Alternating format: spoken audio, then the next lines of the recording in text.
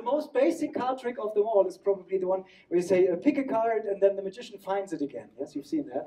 And at every point in the procedure of that trick, there's opportunities to cheat. So when somebody picks a card, you can make people pick certain cards maybe, or when the card gets returned into the deck, you can put your finger in or you bend the corner or something like that. So I was wondering, what would this trick look like if it were impossible, like the truly perfect version of that? And I think it might look something like this. So for example, who's looking at me friendly? Too many people here. How about you? Do you mind helping me? Could you stand up? And you're Tyler? Did I read that correctly? Yes. Tyler, can I hand you the cards? And maybe could you move a bit over there? Maybe stand in front of the stairs there. Or actually move up the stairs a little bit. Yes, that's good. Or maybe further away. Move up all the way. So you're standing right on top there, so it's very far and I cannot do anything. And Tyler, if you want, you can even turn around so we cannot even see what you're doing. And when you've done that, you just reach into the deck and take out any card you want. Okay, any card out of the deck? Have you done that? Yes. Okay, now Tyler, is that a free choice? Absolutely. Yes, okay, so you didn't force a card on yourself or anything? Sometimes, just by habit, you go, classic forcing.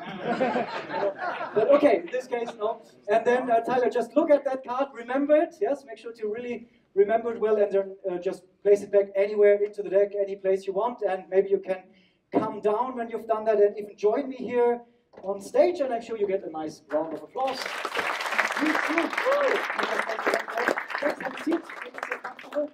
Thank you very much.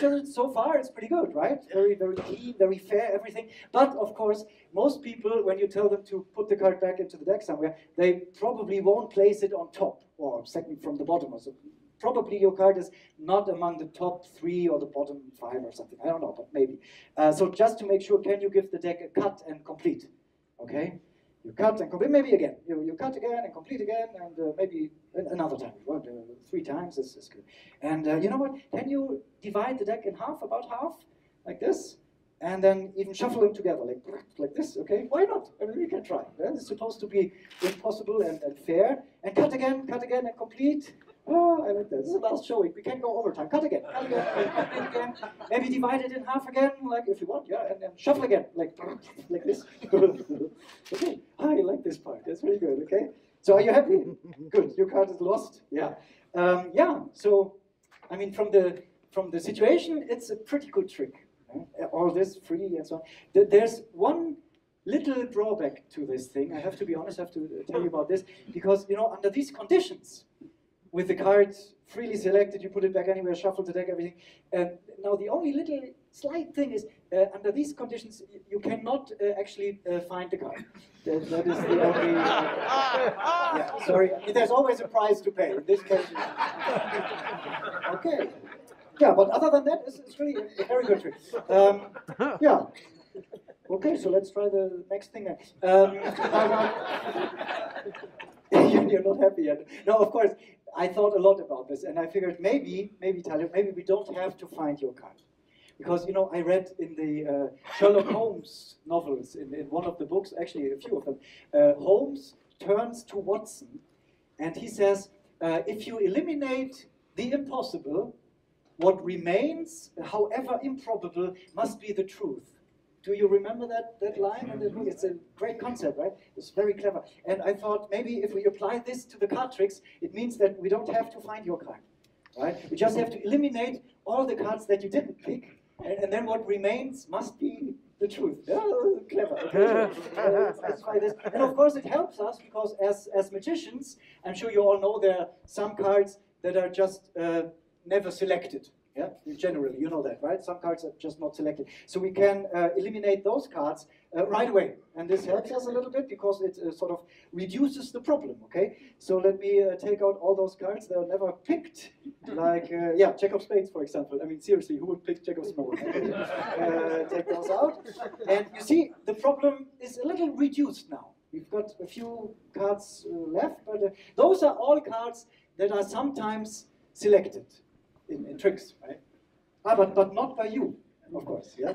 This one nobody would pick, but some of those, because it depends on the kind of person also. Now we don't know each other really, but I just have a look which cards you would.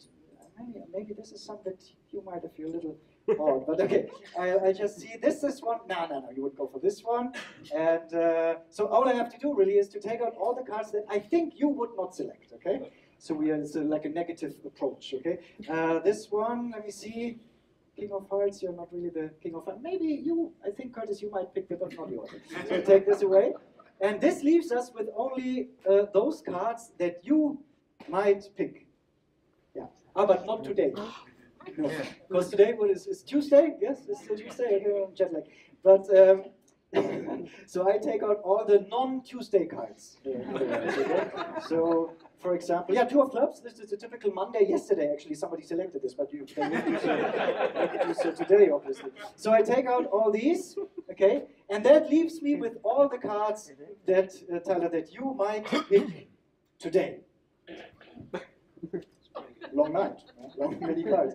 Oh, but not in this trick. Yeah, of course, because in this trick, you actually selected only 1 card, yes? And I remember you were up there, you took any card from the deck, you shuffled, put it back, shuffled again, all that. Now let's see, when you were up there, can you tell us which card did you actually select? I selected the Ace of Clubs. Yes, see, there you go. He's